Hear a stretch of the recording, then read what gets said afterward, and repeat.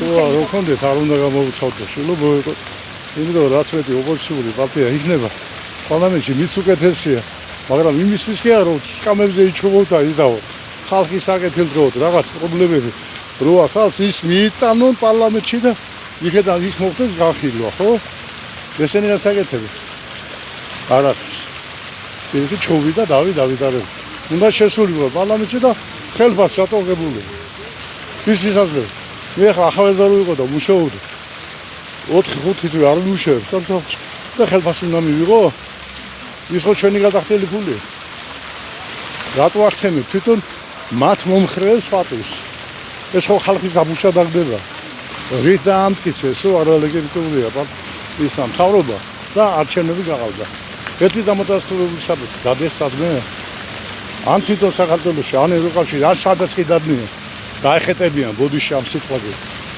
საქართველოს ხალხი ხალხის საცენაურო უზადია რამე დასაბუთება აქ ერთი რაღაც მაგალითი მოიყვანე ასე კი არ ეთანხმები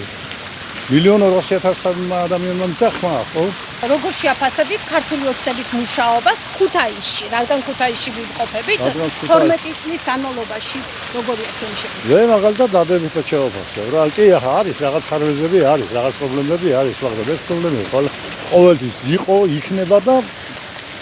იქნება სამარადი იმიტომ ყველაფერს ერთი ხელის მოსით ყველაფერი არ გაკეთებ კი ახლა პენსიონერი ვარ რა ამ ხიზღაცი ვარ მეც არა ვარ ყაუვილი და უკაუვილი ვარ ამ თარობის ის რომ